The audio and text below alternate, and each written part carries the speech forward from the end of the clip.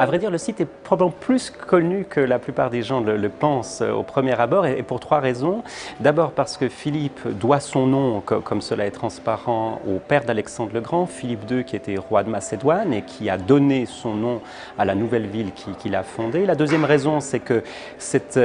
sous les murs de la ville de Philippe qu'a eu lieu une des batailles majeures des guerres civiles romaines entre les assassins de César, Brutus et Cassius, et les héritiers de César qui étaient Antoine et Octave. Mais la troisième raison, c'est que l'apôtre Paul a visité la ville en 49 de notre ère, et Philippe a été la première ville sur le continent européen à accueillir une mission apostolique.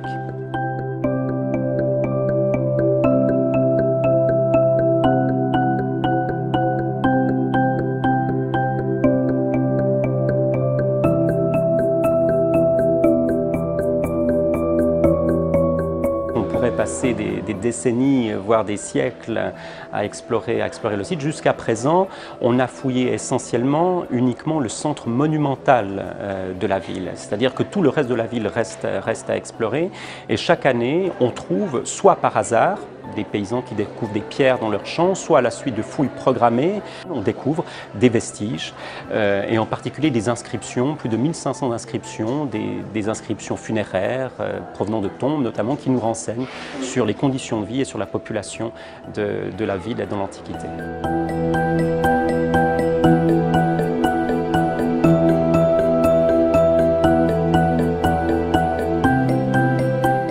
Le premier Suisse était Paul Collard, qui était professeur aux universités de Genève et de Lausanne, qui a fouillé le centre monumental du site dans les années 20 et 30. Et à partir de lui, s'est créée une tradition, une filiation académique suisse, ce qui fait que plusieurs générations d'archéologues suisses ont pu ainsi travailler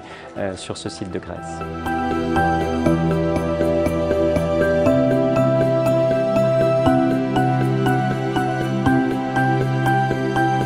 Ce que montre cette exposition à travers les photographies d'époque, des archéologues de nos prédécesseurs qui ont fouillé dans les années 20 et dans les années 30 à Philippe, c'est les conditions de vie